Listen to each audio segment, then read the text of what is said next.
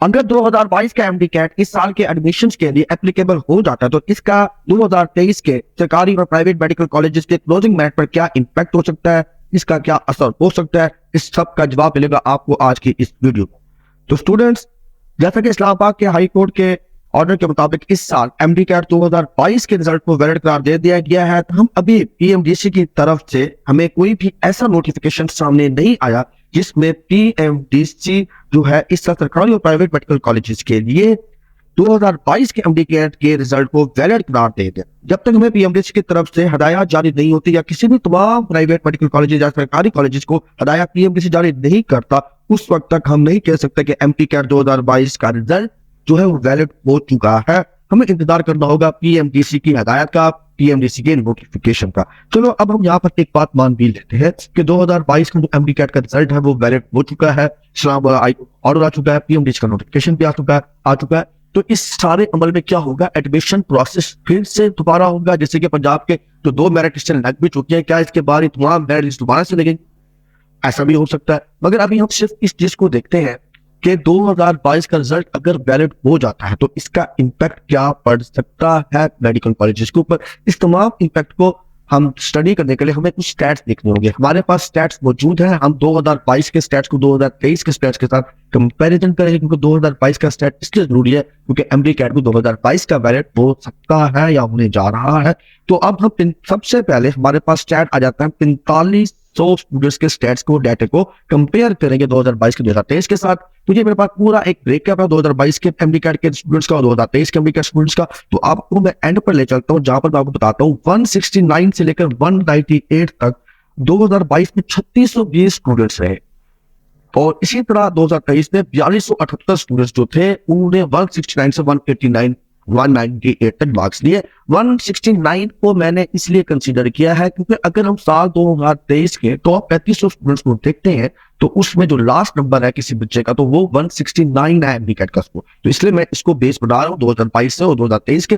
अब हम सिर्फ उस स्टैट्स को कंपैरिजन करेंगे, क्योंकि उन स्टैट्स को कंपैरिजन करेंगे कि जिसमें हम ये तासुर दे सके कि ये स्टूडेंट्स अफेक्ट करेंगे। तो अब हमारे पास क्योंकि 2022 के अगर हम स्टैट्स को देखते हैं तो लास्ट ईयर जो मेरिट क्लोज हुआ था वो 3344 के एग्री रैंक पोजीशन मेरिट को क्लोज कर दिया गया था। मगर इस साल जो है अभी तक 2 लिस्ट लेके यूएचएस के, तो मेरिट जो है यूएचएस का वो 3193 तक आया है।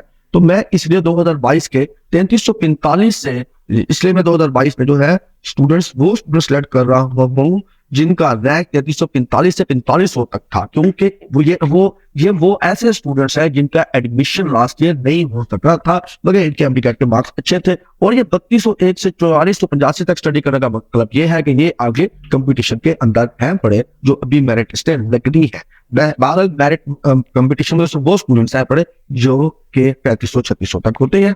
अब हम आगे चलकर देखते हैं कि ये कितने स्टूडेंट्स हैं जो के इम्पैक्ट डालने वाले हैं इस साल के क्लोजिंग मेरिट के ऊपर। तो हमारे पास ये स्टैट निकल के आता है तो टोटल इनकी तादाद 169, 189, 198 तक नंबर जो है वो 505 ऐसे स्टूडेंट्स हैं लास्ट ईयर के जो एडमिशन क्यों नहीं कर सके थे गवर्नमेंट मेडिकल कॉलेजेस के अंदर, और उनके नंबर 169 से 198 तक थे। इसमें हम देखते हैं 181 से 185 तक के स्टूडेंट्स की तादाद 9 थी, 169 से 180 तक के स्टूडेंट्स की तादाद जो थी वो 496 थी। तो और ऐसे ये अब मेरे पास जो स्टैट है वो ये है कि 53 स्टूडेंट्स ऐसे हैं 2022 के जिनके नंबर 177 से अबव थे, और 9 स्टूडेंट ऐसे हैं जिनके नंबर 181 से 185 के दरमियान। तो ये तकरीबन 62 स्टूडेंट्स हैं जो ज्यादा इम्पैक्ट डालेंगे, और टोटल हमारे पास जो स्टूडेंट्स हैं वो 505 स्टूडेंट हैं जिनकी मार्क्स रेंज आपके सामने है 169 से 189। अब 2023 के अंदर क्या है, ये टोटल स्टूडेंट्स 1104 है, 177 से 150 के दरमियान वाले स्टूडेंट्स जो है 203 है। अब हमें ये सोचना है कि आखिरकार इनके कितने नंबर थे, 180s में भी बच्चे आए हुए थे, तो उनका एडमिशन क्यों नहीं हुआ? इसकी बुनियादी वजह थी क्योंकि लास्ट ईयर जो मेरिट कैलकुलेट किया गया था वो इलेक्टिव के सब्जेक्ट के बेस के ऊपर किया गया था, और इस साल जो है एफएससी के फुल मार्क्स लिया गया।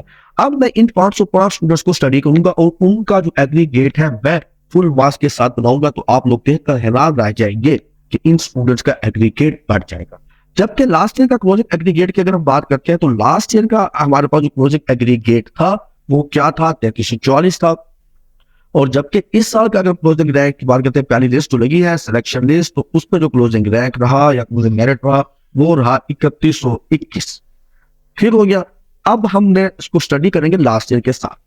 अब जैसे मैंने उन 505 स्टूडेंट्स को जो है उनके जो एफएससी के मार्क्स थे उनको फुल कंसीडर किया है इलेक्टिव के बजाय। उनके अगर 1050 मार्क्स थे किसी के, वो मार्क्स की डिटेल भी मौजूद है, तो ये देख सकते हैं 1050 मार्क्स से 1100 में से उनका एग्रीगेट क्या बनेगा, तो उसका एग्रीगेट बनता है 91.240। जबकि इस स्टूडेंट का एग्रीगेट लास्ट के साथ देखते हैं तो बनता था 90.4। कि इतना फर्क पड़ता है, 0.8% का फर्क पड़ता है जब स्टूडेंट इलेक्टिव से फुल मार्क्स की तरफ जाता है। तो अब हमने ये देखना है कि हमारा जो क्लोजिंग मेरिट साल 2023 का रहा है वो अभी तक 2 लिस्टों के बाद है 91.2045। और जबकि अगर हम उन स्टूडेंट्स का मेरिट फुल मार्क्स के ऊपर कंपेयर करते हैं तो उनका एग्रीगेट बन जाता है, हाईएस्ट जो एग्रीगेट बनता है वो बढ़ता है 91.240। और ऐसे 4 स्टूडेंट्स हैं जो हमारी सेकंड मेरिट लिस्ट तक आ सकते हैं। तो ये 4 स्टूडेंट है। इसी तरह अगर हम फर्दर इसको स्टडी करते हैं, हम ये देखते हैं कि हमारा 2023 के अंदर टॉप 3500 स्टूडेंट्स का जो एग्रीगेट था वो कहां पर क्लोज होता है, वो क्लोज होता है तकरीबन 91 तक। अब हमने 2022 के उन तमाम 505 स्टूडेंट्स के डाटा को हमने फुल एफएससी के मार्क्स के साथ कंपेयर करना है, तो हम देखेंगे कि 91 तक जो स्टूडेंट्स आ रहे हैं उनकी टोटल तादाद जो है वो 45 हो जाती है। आप लोगों को मैं स्क्रीन पर दिखा सकता हूँ वो तमाम स्टूडेंट्स, ये 45 स्टूडेंट्स हैं जिनका एग्रीगेट 91 से अबव हो जाएगा। अब मैं यहाँ पर यह कह सकता हूँ कि ये जो 45 स्टूडेंट्स हैं 505 में से, ये इम्पैक्ट जरूर डालेंगे आपके इस साल के क्लोजिंग मेरिट के ऊपर। मगर यहाँ पर एक बात याद रखिएगा, ऐसे वो तमाम स्टूडेंट्स जो पहली मेरिट लिस्ट में सिलेक्ट हो चुके हैं, मेरा नहीं ख्याल कि उनको कुछ ज्यादा कोई फर्क पड़ेगा। क्योंकि अगर मैंने लास्ट ईयर के उन तमाम स्टूडेंट्स को जिनका लास्ट ईयर एडमिशन नहीं हुआ था उनको यहाँ पर कंसीडर किया उनके एफएससी के फुल मार्क्स के साथ, उनका हाईएस्ट जो एग्रीगेट बनता है वो 91.24 बनता है। और हमारा पहली लिस्ट का क्लोजिंग मेरिट रहा 91.23 रहा, और दूसरी लिस्ट का मेरिट हमारे पास रहा है 91.20। और ऐसे 4 स्टूडेंट्स हैं जो इस एग्रीगेट से ज्यादा है, जो हमारे 90.20 से ज्यादा जो है वो सिर्फ 4 स्टूडेंट। तो मैं ये कह सकता हूं कि अगर 2022 का एमडीकैट फर्ज करते हैं कि वो जो है एप्लीकेबल हो जाता है तो इसका ज्यादा इंपैक्ट नहीं पड़ने वाला। उन स्टूडेंट्स के ऊपर जरूर इंपैक्ट पड़ेगा जो स्टूडेंट 3300 के रैंक के बाद है, उनको इन स्टूडेंट्स के साथ जो है वो कंपटीशन करना पड़ेगा। ये वो तमाम स्टूडेंट्स हैं जो इस साल कंपीट करेंगे उन तमाम स्टूडेंट्स को जो कि इस वक्त जो है वो मेरिट की दौड़ में शामिल भी है पड़े। और इन स्टूडेंट्स को जो है वो जरूर थोड़ा सा जो है वो फर्क पड़ सकता है। मगर याद रखिएगा इन 505 स्टूडेंट्स में से कुछ तो शायद डिस्ट्रिक्ट नहीं होते कि सीट्स के ऊपर, या कुछ तो जो है सीट्स के ऊपर जो है वो एडमिशन स्कोर कर चुके होंगे। क्योंकि मैंने सिर्फ 3340 तक के रैंक की पोजीशन को स्टडी किया, ऊपर मेरिट की सीट्स को मैंने भी कोटे की सीट को या हमने जो है रैसी कैटेगरीज को ज्यादा स्टडी नहीं किया था मैंने। अभी मैं जरूर सोचता हूँ 505 स्टूडेंट ऐसे भी होंगे जो 200 स्टूडेंट जो है वो बीटीएस में स्कोर कर चुके होंगे एडमिशन।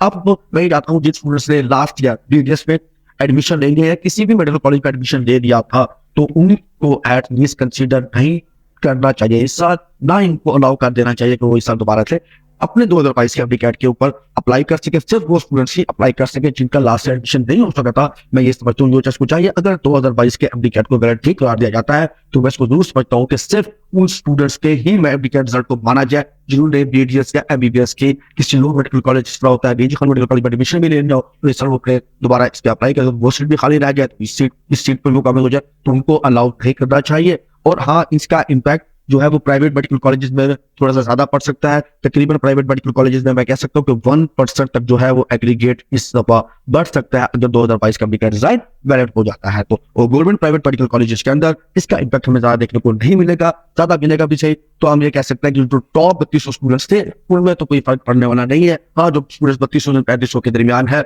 उनमें जरूर मुकाबला सख्त हो सकता है अगर 2022 का एमडीकैट का रेट हो जाता है। तो बेशक 5 स्टूडेंट्स इफेक्ट हो चाहे 10 स्टूडेंट्स हो, इफेक्ट तो होंगे ही सही वो 10 स्टूडेंट जो इस साल। और मैं ये भी बता देता हूँ वो 2022 वाले एमडीकैट के स्टूडेंट्स हो सकता है कि उन्होंने इस साल एमडीकैट का टेस्ट दिया हो, उनके नंबर इस साल ज्यादा आ गए हो तो अपने नए रिजल्ट को अप्लाई कर लोगे। तो अभी भी हमारे पास ये डाटा मौजूद नहीं है कि ऐसे कितने स्टूडेंट्स हैं जिनके 2022 में मेरिट नहीं बना था और उन्होंने 2023 के रिजल्ट के ऊपर भी अप्लाई किया। तो मेरे ख्याल से ओवरऑल अगर हम देखेंगे गवर्नमेंट मेडिकल कॉलेजेस में सिर्फ 5 से 7 एडमिशन के ऊपर फर्क पड़ेगा। और इसके अलावा जो पहले 2 लिस्टों में सिलेक्ट हो चुके हैं मेरा नहीं ख्याल से उनकी में उन स्टूडेंट्स को कोई भी इम्पैक्ट पड़ने वाला है। प्राइवेट मेडिकल कॉलेज में 1% जो है एग्रीगेट इंक्रीज हो सकता है, ज्यादा उधर भी फर्क नहीं पड़ेगा। ठीक है बच्चों, ये थोड़ा पूरा एनालिसिस अगर 2022 का एप्लीकेट वैलिड हो जाता है तो उस सिनेरियो में क्या हो सकता है मैंने आपको बता दिया है। अभी हमने देखना है कि 2022 के एमडीकैट को वैलिड करार देकर यूनिवर्सिटीज जो है वो एडमिशन के प्रोसेस को क्या करते हैं। ठीक है बच्चों, रखिएगा अपना ख्याल, मिलते हैं नेक्स्ट वीडियो में। अल्लाह हाफिज।